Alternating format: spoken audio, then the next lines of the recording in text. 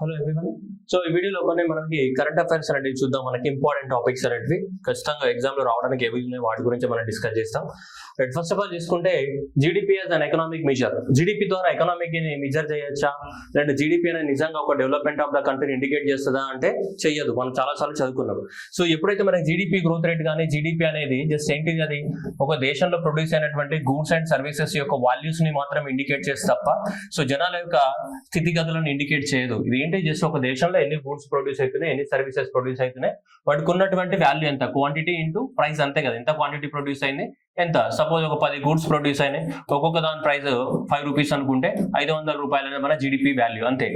ఓకేనా. ఈ సంవత్సరం 500 రూపాయలు ప్రొడ్యూస్ అయినాయి, నెక్స్ట్ సంవత్సరం ఒక 600 రూపాయలు ప్రొడ్యూస్ అయినాయి, నెక్స్ట్ సంవత్సరం ఒక 700 రూపాయలు ప్రొడ్యూస్ అయినాయి. ఇలా జీడిపి గ్రోత్ రేట్ పెరుగుతూనే పోతుంది. కానీ జీడిపి గ్రోత్ రేట్ పెరిగినంత మాత్రాన, లేదంటే జీడిపి వాల్యూ పెరిగినంత మాత్రాన ఒక కంట్రీ డెవలప్మెంట్ అయినట్టు మనం చెప్పగలమా అంటే నో, చెప్పడానికి అవకాశం లేదు. ఎందుకంటే ఇది just production of the goods and services మాత్రమే ఇండికేట్ చేస్తుంది తప్ప ఒకవేళ దీని ద్వారా పీపుల్ యొక్క లివింగ్ స్టాండర్డ్స్ పెరిగాయా అంటే మనం ఖచ్చితంగా చెప్పలేము. సో పీపుల్ యొక్క లివింగ్ స్టాండర్డ్స్ పెరిగినాయి అంటే మనం 100% లివింగ్ స్టాండర్డ్స్ పెరిగినాయి అని చెప్పలేము. ఒకవేళ ఈ గూడ్స్ అండ్ సర్వీసెస్ ప్రొడ్యూస్ అయిన దానికి ఎంత వాటర్ పొల్యూషన్ జరిగింది, ఎంత ఎయిర్ పొల్యూషన్ జరిగింది, ఎంత సాయిల్ పొల్యూషన్ జరిగింది, ఎన్ని పొల్యూషన్ జరిగినా మనం చెప్పలేము అవన్నీ. సో అందువల్ల ఎప్పుడైనా సరే సో జీడిపి గ్రోత్ రేట్ అనేది ఎప్పుడు డెవలప్మెంట్ అని ఇండికేట్ చేయదు. They are not directly proportional. GDP growth rate పెరిగినంత మాత్రాన ఆ దేశం డెవలప్మెంట్ అయ్యిందని మనం చెప్పడానికి అవకాశం లేదు. సో ఇది మనకి డౌన్ టు ఎర్త్ మ్యాగజైన్ లో వచ్చినటువంటి సో ఇదన్నమాట. సో ఇక్కడ చూడండి, GDP fails to capture the word well being of the people and as well as state of the word planet. Environment గురించి కానీ జనాల వెల్ బీయింగ్ ని గురించి కానీ మనకి జీడిపి ఏం చెప్పదు. సో చూడండి, narrow economic focus. So India చూడండి, మనకి 3 ట్రిలియన్ ఎకానమీ అయినా సరే మనకి ఏముంది, హ్యూమన్ డెవలప్మెంట్ ఇండెక్స్ లో మనకి దాదాపు మళ్ళీ 2021లో 132వ ర్యాంక్ లోనే ఉన్నాం మనం. ఓకే. సో 21 పక్కన తీసుకుంటే మనకి so exclusion of the what unpaid work. చూడండి, చాలా మంది 16.4 బిలియన్ పీపుల్ అనే వాళ్ళు ఇంకా వాళ్ళు ఏంటిదంటే అన్పెయిడ్ వరకే చేస్తూ ఉన్నారు. ఇంట్లో మన అమ్మలు వాళ్ళు వీళ్ళు చేసే పనులన్నీ ఇప్పుడు అట్లా మనం తీసుకుంటే. ఇన్ఈక్వాలిటీ చూడండి, just top 1% of the people 21% of the wealth ను హోల్డ్ చేస్తే బాటమ్ లో ఉన్నటువంటి 50% of the people only 13% of the hold ని చేస్తున్నారు మనకి. ఓకేనా. సో కాబట్టి అందువల్ల మనకి చూడండి, అండర్ గ్రౌండ్ వాటర్ మొత్తం డిప్లీషన్ అయిపోయినాయి, ఎన్విరాన్మెంట్ పోయింది మనకి. ఓకేనా. సో ఇలా రకరకాలుగా మనకి ఇవన్నీ ఏంటి అంటే నిజంగా జీడిపి పెరిగినంత మాత్రం ఒక కంట్రీ డెవలప్మెంట్ అయినట్టు కాదు అని ఇండికేటర్స్ అనమాట. ఇవన్నీ నేను గుర్తుపెట్టుకోమని నేను చెప్పట్లేదు, బట్ ఎగ్జామినేషన్ లో అసర్షన్ రీజన్ ఇస్తాడు ఈ కాన్సెప్ట్ పైన. So GDP growth rate is directly proportional to the what economic development of the country. అట్లా ఇవ్వచ్చు మనకి, అసర్షన్ రీజన్ ఫామ్ లో క్వశ్చన్ రావచ్చు. కాబట్టి మీరు గుర్తుపెట్టుకోవాల్సింది ఏంటంటే GDP growth rate never be A development of the country. Okay. కానీ జీడిపి గ్రోత్ రేట్ ఉండాలి. ఎందుకంటే జీడిపి గ్రోత్ రేట్ ఉంటేనే మనకి ఏమైతుంది, ఎకానమిక్ గ్రో అవుతుంది. అప్పుడు గవర్నమెంట్కి ట్యాక్సెస్ వస్తాయి, కానీ ఆ ట్యాక్సెస్ ద్వారా గవర్నమెంట్ డెవలప్మెంట్ చేస్తుంది. కానీ జస్ట్ జీడిపి గ్రోత్ రేట్ పెరిగినంత మాత్రాన డెవలప్మెంట్ జరిగిందంటే జరగలేదు. జీడిపి గ్రోత్ రేట్ పెరిగితే అది దేని ద్వారా పెరిగింది, ప్రొడక్షన్ ద్వారా జరిగిందా, ప్రైజెస్ ద్వారా పెరిగిందా? ఒకవేళ ప్రొడక్షన్ ద్వారా ప్రైజెస్ ద్వారా పెరిగితే ఎంత ప్రైజెస్ ద్వారా పెరిగింది, ప్రొడక్షన్ ద్వారా జరిగితే ఎంత ప్రొడక్షన్ జరిగింది, ఎంత ఎంప్లాయ్మెంట్ క్రియేట్ అయింది, ఇవన్నీ కన్సిడరేషన్ తీసుకోవాలి మనం. ఓకే. అది మీరు అందరూ కూడా స్టార్టింగ్ లో చదివి ఉంటారు, బట్ ఇక్కడ మనకు ఒక చిన్న ఆర్టికల్ వచ్చింది కాబట్టి దాని గురించి మనం ఇక్కడ డిస్కస్ చేసాం. Okay. Next one, 4x reserves. India అనేది ప్రపంచంలోనే 4వ ర్యాంక్ లో ఉంది మనకి. ఎంత 4వ ర్యాంక్ లో 4x రిజర్వ్స్ అనేది ఎవ్రీ మంత్ చేంజ్ అవుతూ ఉంటాయి. పెద్ద ప్రాబ్లం ఏం లేదు మనకి, ఎవ్రీ మంత్ మారుతూ ఉంటాయి మనకి. సో అక్టోబర్ మంత్ లో కనుక తీసుకుంటే మనకి 704 బిలియన్స్ తోటి ప్రపంచంలోనే 4x రిజర్వ్స్ లో 4వ ర్యాంక్ లో ఉంది ఇండియా. 4వ ర్యాంక్ లో ఉంది. 4x రిజర్వ్స్ ఎవరు మెయింటైన్ చేస్తారు మనకి, ఫారిన్ కరెన్సీ రూపంలో ఉన్నటువంటి 4x రిజర్వ్స్ ఎవరు మెయింటైన్ చేస్తారు భారతదేశంలో, RBI reserve bank of India maintain చేస్తారు. చాలా మంది ఫినాన్స్ మినిస్టర్ అని పెడతారు, కాదు. So 4x reserves are maintained by the what RBI. ఎందుకు ఆర్బీఐ 4x రిజర్వ్ మెయింటైన్ చేస్తుంది అంటే మనకి రూపీ వాల్యూని మేనేజ్ చేయడానికి కోసం. ఇండియా ఏ టైప్ ఆఫ్ ఎక్స్చేంజ్ రేట్ ని ఫాలో అయితే మనకి, floating but managed exchange rate ని ఫాలో అవుతాం మనం ఇక. ఓకే. సో అందువల్ల రూపీ ఎక్స్చేంజ్ రేట్ ని పెరగకుండా తగ్గకుండా కాపాడడానికి కోసం ఎకానమీని మనకి 4x రిజర్వ్స్ అన్ని కూడా ఎవరి దగ్గర ఉంటాయి, ఆర్బీఐ దగ్గర ఉంటాయి. మరి 4x రిజర్వ్స్ లేదంటే ఫారెన్ ఎక్స్చేంజ్ రిజర్వ్స్ అంటే ఏ ఫామ్లలో మనకి స్టోర్ అవుతుంది అంటే ఏమేమి వేటిని కలిపితే మనం 4x రిజర్వ్స్ అంటామంటే ఈ 4 ఒకటి ఆర్బీఐ దగ్గర ఉన్నటువంటి ఫారిన్ కరెన్సీ కానీ, ఆర్బీఐ దగ్గర ఉన్నటువంటి గోల్డ్ రిజర్వ్స్ కానీ, స్పెషల్ డ్రాయింగ్ రైట్స్ ఎవరి దగ్గర ఉంటాయి, ఐఎంఎఫ్ దగ్గర ఉంటాయి. స్పెషల్ డ్రాయింగ్ రైట్స్ మనం ఇండియావే కానీ ఎవరి దగ్గర డిపాజిట్ చేస్తాం? ఐఎంఎఫ్ దగ్గర. రిజర్వ్ ట్రాన్చ్ కూడా ఎవరి దగ్గర ఉంటుంది? మనకి ఐఎంఎఫ్ దగ్గర ఉంటాయి. ఈ నాలుగిట్లని కలిపి మనం ఏమంటాం? ఫోరెక్స్ రిజర్వ్స్ అంటాం. ఈ నాలుగిట్ల యొక్క ఫోరెక్స్ రిజర్వ్స్ వాల్యూ అనేది మనకి దాదాపు ఎంత 704 బిలియన్స్ కి రీచ్ అయిపోయింది. సో ఆల్మోస్ట్ ఇండియా అనేది 4th ర్యాంక్ లో ఉంది ప్రపంచంలో. చైనా, జపాన్, స్విట్జర్లాండ్ తర్వాత సో మనం 4th ర్యాంక్ లో. చైనా ఫస్ట్ ఉంది ఫోరెక్స్ రిజర్వ్ లో, జపాన్ 2nd ప్లేస్ లో ఉంది, అండ్ స్విట్జర్లాండ్ 3rd ప్లేస్ లో ఉంటే ఇండియా అనేది ఏంటిది ప్రపంచంలోనే 4వ ప్లేస్ కి ఎగబాకింది. దేంట్లో? సో మనకి ఫోరెక్స్ రిజర్వ్స్. ఫోరెక్స్ రిజర్వ్స్ అంటే ఏంటి? ఈ 4 మీరు ఆల్రెడీ స్టాటిక్ సిలబస్ లో చదివి ఉంటారు, మన కరెంట్ అఫైర్స్ చదువుతున్నాం. ఈ 4 ఏమంటాం మనం? ఫోరెక్స్ రిజర్వ్స్ అని చెప్తుంటాం మనం. మరి ఇలా స్పెషల్ డ్రాయింగ్ రైట్స్ అంటే ఏంటిది? ఇదే కదా. So the average value of these 5 currencies, ఈ 5 కరెన్సీస్ యొక్క యావరేజ్ వాల్యూనే మనం ఏమంటాం? ఒక ఎస్డిఆర్ అని చెప్తుంటాం. ఏవి? డాలర్, అమెరికన్ డాలర్ కానీ, యుఎస్ఏ డాలర్ కానీ, యూరో కానీ, చైనా యొక్క రెన్మిన్బి కానీ, అండ్ జపాన్ యొక్క ఎన్ కానీ, సో యూకే యొక్క పౌండ్ స్టెర్లింగ్ కానీ, ఈ 5 కరెన్సీస్ యొక్క యావరేజ్ వాల్యూస్ నే మనం ఏమంటాం? మనం ఎస్డిఆర్ అని చెప్తుంటాం. సో ఈ ఎస్డిఆర్ రూపంలో స్టోర్ అయినాయి, గోల్డ్ రిజర్వ్ స్టోర్ అయినాయి, ఫారెన్ కరెన్సీ రూపంలో స్టోర్ అయినాయి, ఇవన్నీ కూడా. ఈ ఎస్డిఆర్ లో ఉన్నటువంటి వాటినే మనం ఏమంటాం? ఇంటర్నేషనల్ కరెన్సీస్ అంటాం. ఈ 5 ఇంటర్నేషనల్ కరెన్సీస్, మిగతావన్నీ కూడా డొమెస్టిక్ కరెన్సీ. ఈ 5 ఇంటర్నేషనల్ కరెన్సీ అంటే ఏంటిది? ప్రపంచంలో ఏ దేశమైనా సరే ఈ కరెన్సీస్ ని యాక్సెప్ట్ చేస్తుంది. All these 5 are the what? International currencies. ఇవన్నీ కూడా ఏంటి? మనకి ఇంటర్నేషనల్ కరెన్సీస్ అంటే ప్రపంచంలో ఏ దేశమైనా సరే వీటిని యాక్సెప్ట్ చేస్తుంది అనమాట. ఓకే, నెక్స్ట్ FATF అంటే financial action task force. So financial action task force అనేది మనం చాలాసార్లు మీ అందరికీ తెలుసు, మీరు కూడా చదివి ఉంటారు. కానీ ఈ మధ్య కాలంలో స్టేట్మెంట్ రూపంలో ఇచ్చినప్పుడు మనకు ఒకటి తెలిసి ఇంకోటి తెలియట్లేదు. అది major financial action task force. So ఈ ఫినాన్షియల్ యాక్షన్ టాస్క్ ఫోర్స్ అనేది 1989లో ఎవరు స్టార్ట్ చేశారు? ఇది దిస్ ఇస్ వెరీ ఇంపార్టెంట్. 1989లో మొట్టమొదటిసారి ఎవరు? G7 కంట్రీస్ స్టార్ట్ చేశాయి. అది ఫస్ట్ ఇంపార్టెంట్. ఇది ఇస్తారు ఎగ్జామినేషన్ లో, మనకు అప్పుడు డౌట్ వస్తుంది జనరల్, ఇది ఎవరు స్టార్ట్ చేశారు అనే దానిపైన డౌట్ వస్తుంది మనకి. సో G7 కంట్రీస్ అనేది ఫస్ట్ టైం స్టార్ట్ చేయడం జరిగింది. ఇప్పుడు ఫినాన్షియల్ యాక్షన్ టాస్క్ ఫోర్స్ లో మనకి సో 39 కంట్రీస్ అనేది ఫినాన్షియల్ యాక్షన్ టాస్క్ ఫోర్స్ లో ఉన్నాయి. మన భారతదేశం కూడా జాయిన్ అయింది మనకి. సో ఇండియా అనేది మనకి అబ్జర్వర్ స్టేటస్ ఎంజాయ్ చేసింది 2006 వరకు. 2010లో ఇండియా అనేది ఫుల్ ఫ్లెడ్జ్డ్ మెంబర్ గా 34th member of the financial action task force లో జాయిన్ అయింది మనకి. ఓకేనా? అయితే ఈ ఫినాన్షియల్ యాక్షన్ టాస్క్ ఫోర్స్ యొక్క హెడ్ క్వార్టర్ ఎక్కడ ఉంటుంది? మనకి ప్యారిస్ లో ఉంటుంది head quarter. Financial action task force యొక్క హెడ్ క్వార్టర్ ప్యారిస్ లో. మరి ఈ ఫినాన్షియల్ యాక్షన్ టాస్క్ ఫోర్స్ ఏం చేస్తుంది అంటే 3 పనులు చేస్తుంది. ఒకటి టెర్రర్ ఫినాన్సింగ్ ఆపడానికి కోసం, రెండోది మనీ లాండరింగ్ ఆపడానికి కోసం, మూడోది financing for the what? Mass weapons for the what? Destruction. ఈ 3 అనేటివి చేస్తూ ఉంటాయి. ఒకటి టెర్రర్ ఫినాన్సింగ్ ని ఆపడానికి కోసము, next weapons of the what? Mass destruction, and next ఏంటి? Money laundering. ఇవి జరగకుండా ప్రపంచంలో ఆపుతూ ఉంటుంది అనమాట. సో దానికోసమే ఈ ఆర్గనైజేషన్. ఏది? ఒకటి మనీ లాండరింగ్ కోసం, రెండోది టెర్రర్ ఫినాన్సింగ్ కోసం. ఇదేంటి? సో ఎప్పటికప్పుడు దీన్ని రివ్యూ చేస్తుంటుంది అనమాట. అందుకనము ఈ ఫినాన్షియల్ యాక్షన్ టాస్క్ ఫోర్స్ చేస్తుందంటే ప్రతి సంవత్సరం ఈ 4 చెక్ చేస్తూ ఉంటారు అనమాట. ప్రతి కంట్రీస్ ఎవరైతే ఈ కంట్రీస్ ఉన్నాయో ఈ కంట్రీస్ ని ఈ నాలుగు మెయింటైన్ చేస్తారో లేదని చెక్ చేస్తారు. ఫస్ట్ ఏంటిది? Regular follow of countries, and రెండోది ఏంటిది? ఎన్హాన్స్డ్ ఫాలో ఆఫ్, మూడోది గ్రే లిస్ట్, నాలుగోది ఏంటిది? బ్యాక్ లిస్ట్ అని చెప్పేసి ఇలా 4 రకాలుగా పెడుతూ ఉంటాం మనకి. ఓకే, రెగ్యులర్ ఫాలో అప్ అంటే ఏంటి? The countries that have the what?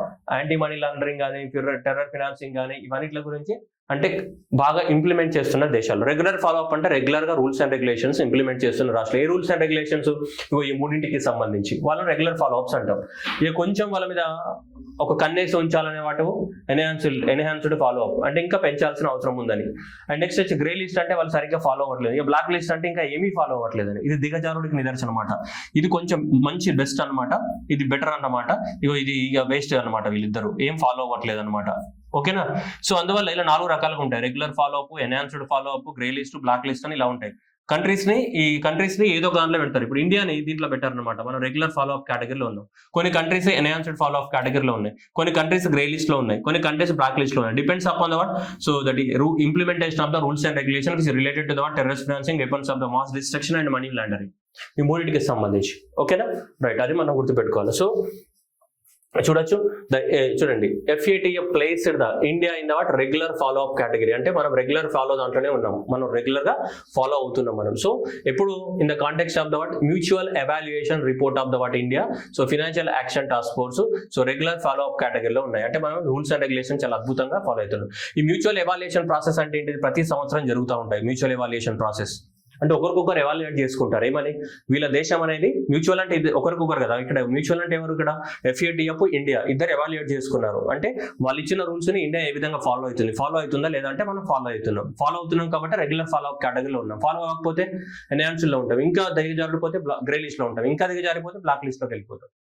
Black list లోకి గ్రే లిస్ట్ లోకి వెళ్ళామనుకో IMF నుంచి కానీ వరల్డ్ బ్యాంక్ నుంచి కానీ ఏషియన్ డెవలప్మెంట్ బ్యాంక్స్ నుంచి కానీ ఇట్లా పెద్ద పెద్ద బ్యాంకుల నుంచి లోన్స్ రావు, లోన్స్ ఇవ్వరు, ప్రాజెక్టులు శాంక్షన్ చేయరు, ఏం జరగవు. సో అందువల్ల మనం ఏ కేటగిరీలో ఉన్నాం? రెగ్యులర్ ఫాలో అప్ కేటగిరీలోనే ఉన్నాం. ఇండియా ఎప్పుడు మెంబర్ అయింది? మనకి 2010లో ఫుల్ మెంబర్ అయింది. దేంట్లో? Financial action task force start చేసిన దేశాలు G7 కంట్రీస్ స్టార్ట్ చేశాయి. ఏ ఆబ్జెక్టివ్స్ తోటి? టెర్రర్ ఫినాన్సింగ్ కానీ, మనీ లాండరింగ్ కానీ, weapons of the mass destruction కి ఫండింగ్ ఉండకూడదు ప్రపంచంలో. అలాంటి వాటిపైన విజిలెన్స్ ని పెట్టి ఎప్పటికప్పుడు చెక్ చేస్తూ ఉంటుంది. దానికోసం కొన్ని రూల్స్ అండ్ రెగ్యులేషన్స్ ఇస్తుంది. ప్రతి కంట్రీ ఫాలో అవ్వాలా. వాళ్ళు ఫాలో అయిన దాన్ని బట్టి ఈ 4 కేటగిరీలలో ఏదో ఒక దాంట్లో ఉంటాయి ఆ కంట్రీస్ అన్ని కూడా. ఓకే, యాజ్ ఆఫ్ నౌ ఎన్ని కంట్రీస్ ఉన్నాయి మనకి? 39 కంట్రీస్ అనేటివి దీంట్లో మెంబర్స్ ఉన్నాయి. అండ్ 2 ఇంక్లూడింగ్ అంటే 37 countries, 2 organisations, European Union and Gulf Cooperation Council, ఈ 2 organisations plus 37 countries plus 2 organisations, మొత్తం 39. ఈ మధ్య కాలంలో మరి చిల్లరగా అయిపోయినాయి క్వశ్చన్ పేపర్స్. అంటే 39 కంట్రీస్ అని ఇస్తాడు. 39 కంట్రీస్ కాదు, total members 39, 37 countries plus 2 organisations. ఇట్లా ఈ మధ్యన 39 కంట్రీస్ అని ఇచ్చేసరికి మనకి ఏమైతుందంటే తొందరపాట్ల పెట్టేస్తున్నాం మనం. కానీ ఎగ్జామ్ లో ఆన్సర్ చూసిన తర్వాత ఎందుకు 39 కంట్రీస్ కరెక్టే కదా? 39 కంట్రీస్ కాదు, 39 మెంబర్స్. ఆ మెంబర్స్ లో 2 టైప్స్ ఉన్నారు, 37 countries, 2 organisations. Okay, next one, cooperative banks. So cooperative banks అనేవి మీ అందరికీ తెలుసు, మనకి పల్లెటూళ్ళలో ఉంటాయి కోఆపరేటివ్ బ్యాంక్స్ అనేవి. రూరల్ ఏరియాస్ లో ఉంటే rural cooperative banks, urban areas లో ఉంటే అర్బన్ కోఆపరేటివ్ బ్యాంక్స్ అంటాం. ఓకేనా? ఇవన్నీ కూడా cooperative societies registration act or otherwise multi state cooperative registration act 2002 ప్రకారం ఇవన్నీ కూడా రిజిస్ట్రేషన్ అయినాయి. ఈ బ్యాంక్స్ అన్నిట్లను కూడా RBI అనేది రెగ్యులేట్ చేయడం జరుగుతుంది. ఈ బ్యాంక్స్ అన్నిట్లను కూడా ఈ 2 చట్టాల ప్రకారం. దేని ప్రకారం? Banking regulation act 1949 and banking laws cooperative societies act 1955. దీంట్లో ఉన్నటువంటి రూల్స్ అన్నిట్లను కూడా ఫాలో అవ్వాలి. ఇవన్నీ రూల్స్, ఈ రూల్స్ అన్నిటిని కూడా కోఆపరేటివ్ బ్యాంక్స్ ఫాలో అవ్వాలి. యాజ్ ఫర్ దట్ ఎవరు ఆర్డర్స్ ప్రకారం?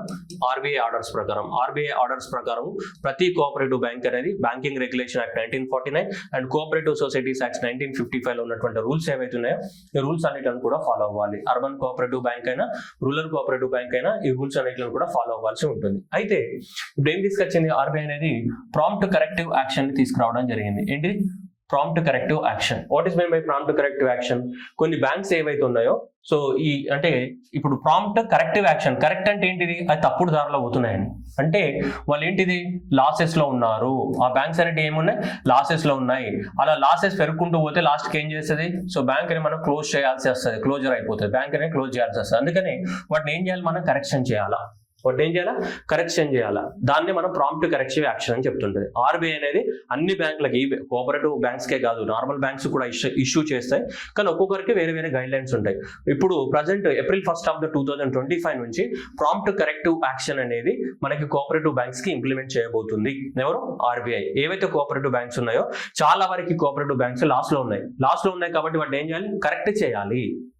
లాస్ లో ఉన్నాయంటే నాన్ పర్ఫార్మింగ్ అసెట్స్ ఎక్కువగా పెరిగిపోవడం, లాస్ లో ఎక్కువ మొత్తంలో ఉండడం, ఫ్రాడ్స్ ఎక్కువగా జరుగుతుండడం, దానివల్ల బ్యాంకింగ్ సెక్టర్ మీద మొత్తం ఎఫెక్ట్ పడుతుంది. అందువల్ల వాటిని ఏం చేయాలి? కరెక్ట్ చేయాల్సిన అవసరం ఉంది. ఆ కరెక్ట్ చేసే మెథడే ఇదన్నమాట, ప్రాంప్ట్ కరెక్టివ్ యాక్షన్. ఓకే, మరి ఎప్పటి నుంచి ఇంప్లిమెంట్ అవుతుంది? April 1 of 2025 నుంచి. సో ప్రాంప్ట్ కరెక్టివ్ యాక్షన్ అనేది ఎప్పుడు? April 1 of 2025 నుంచి ఇంప్లిమెంట్ అవుతుంది. ఎవరికి? కోఆపరేటివ్ బ్యాంక్స్ కి, అర్బన్ కోఆపరేటివ్స్ కానీ. సో ఈ అర్బన్ కోఆపరేటివ్ బ్యాంక్స్ కి మనకి ఇంప్లిమెంటేషన్ అనేది జరుగుతుంది, prompt corrective action. So for the ఏటికి అర్బన్ కోఆపరేటివ్ బ్యాంక్స్ కి ఇంప్లిమెంట్ అవుతుంది. ఎవరెవరికి? ఇప్పుడు అర్బన్ కోఆపరేటివ్ బ్యాంక్స్ ని ఇలా మనం 4 రకాలుగా క్లాసిఫై చేయడం జరిగింది. Tier 1 అంటే అర్బన్ కోఆపరేటివ్ బ్యాంక్స్ 1000 కోట్ల డిపాజిట్స్ ఉన్నవి. Tier 2 ఏవైతే మనకి 100 కోట్ల నుంచి మనకి 1000 కోట్ల మధ్యన డిపాజిట్స్ ఉన్నవని Tier 2 అంటాం. నెక్స్ట్ 1000 కోట్ల నుంచి 10,000 కోట్ల మధ్యలో ఉన్నాయంటే మనకి Tier 3.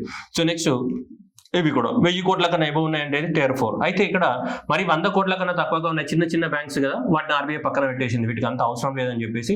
ఈ Tier 1 ఏవైతే ఉన్నాయో Tier 1 వాళ్ళకి అప్లికేబుల్ కాదు. Okay, so only Tier 2 urban cooperative banks, Tier 3 and Tier 4 ఈ మూడింటికి అప్లికేబుల్. అంటే సింపుల్ ఏంటిది? 100 కోట్ల నుంచి, ఓకే 100 కోట్ల నుంచి ఎంతవరకు? 10,000 కోట్లకు పైగా సో ఉన్నటువంటి బ్యాంక్స్ ఏవైతే ఉంటాయో వాటికే మనకి ఇక్కడ. ఓకేనా? సో 100 కోట్లు ఇక్కడ. ఓకే, సో కాబట్టి అదనమాట మన Tier 2 and Tier 3 and Tier 4. So ఈ 3 అనమాట, tier 2, tier 3 and tier 4. So 100 కోట్ల నుంచి మనకి ఎంత 10,000 కోట్లకి మధ్యలో, అంటే 100 కోట్ల నుంచి 10,000 కోట్ల మధ్యలో ఉన్నటువంటి బ్యాంక్స్ కి మాత్రమే ఇది అప్లికేబుల్.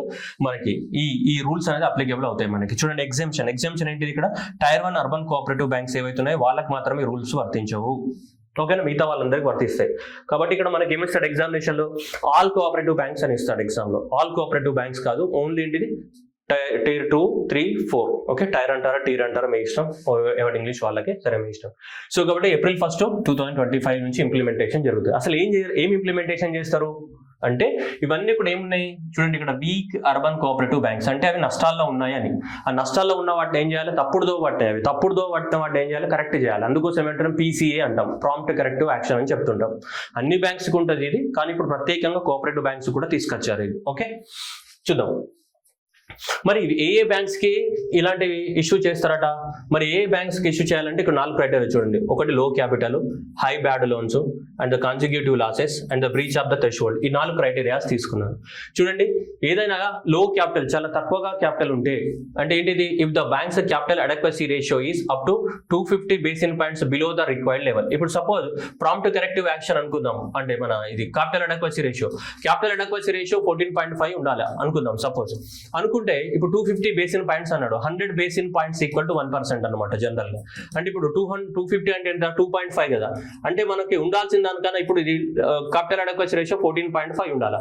కానీ ఇప్పుడు నీకు 12 ఉంది, లేదంటే 11 ఉంది, లేదంటే 12.5 ఉంది. అంటే మనం అనుకున్న దానికైనా ఎంత తక్కువ ఉంది, 250 బేసిస్ పాయింట్స్ తక్కువ ఉంది. కాబట్టి అప్పుడు దానికి అలాంటి బ్యాంక్స్కి ఏం చేయొచ్చు, మనం ప్రాంప్ట్ కరెక్టివ్ యాక్షన్ ని అప్లై చేయొచ్చు. ఈ 4 ఒకేసారి సాటిస్ఫై అవ్వాల్సిన అవసరం లేదు. ఈ 4 ఏ ఒక్క కండిషన్ సాటిస్ఫై అయినా ఆ బ్యాంక్ ని మనం ప్రాంప్ట్ కరెక్టివ్ యాక్షన్ కింద తీసుకోవచ్చు అనమాట. అరే బాబు మీరు ఆగండి, కొంచెం ఓవర్ యాక్షన్ చేద్దని చెప్తాం వాళ్ళకి. ఇక హై బ్యాడ్ లోన్స్, దాదాపు నాన్ పర్ఫార్మింగ్ అసెట్స్ అనేది ఎంత, 6 to 9% మధ్యలో ఉంటాయి. ఆ బ్యాంక్ యొక్క నాన్ పర్ఫార్మింగ్ అసెట్స్ అనేది 6 నుంచి 9% మధ్యలో ఉన్న ఆ బ్యాంక్స్ ని మనము గుర్తిస్తాం. దీనికి అవసరం, దీనికి చికిత్స చేయాలి అని చెప్పేసి. ఓకే, కాన్సిక్యూటివ్ లాసెస్ చూడండి, కంటిన్యూగా 2 సంవత్సరాల నుంచి ఆ బ్యాంక్ లాస్ లో ఉన్నా కానీ, ఓకే, లేదంటే మనకి ఏమైనా RBI చెప్పిన రూల్స్ రెగ్యులేషన్స్ ఉంటాయి కదా, వాటన్నిటిని కూడా బ్రీచ్ చేసినా కానీ, ఈ 4 కండిషన్లలో ఏ ఒకటి సాటిస్ఫై అయినా కానీ మనం ఆ బ్యాంకులను ఏం చేస్తాం, ఇవి అదుపు తప్పుతున్నాయి, వీటిని ఏం చేయాలా, ఆరంలో పెట్టుకోవాలని చెప్తాం. అప్పుడు ఏం చేస్తారు, ఈ ప్రాంప్ట్ కరెక్టివ్ యాక్షన్ ని మనం స్టార్ట్ చేసాం అనుకో. అప్పుడు ప్రాంప్ట్ కరెక్టివ్ యాక్షన్ స్టార్ట్ చేసినప్పుడు అప్పుడు ఏం చేస్తారంటే, ఫస్ట్ వన్ కొన్ని మ్యాండేటరీ రిస్ట్రిక్షన్స్ పెడుతుంది RBI. First one, so prompt corrective action ఏముంటాయి, కొన్ని మ్యాండేటరీ రిస్ట్రిక్షన్స్ ఉంటాయి. ఇవి ఎవరు చెప్తారు, RBI ఎట్లా చెప్తే అట్లా తలకాయ ఊపాలి. ఇది first restriction prompt corrective action. Second ఏంటిది, బ్రాంచ్ ఎక్స్పాన్షన్, కొత్తగా బ్రాంచ్లు పెట్టడానికి వీల్లేదు. ఉన్నదే లాస్ట్ లో ఉన్నామంటే ఇంకా కొత్త బ్రాంచ్లు ఏదో పెడతాం కదా, అది.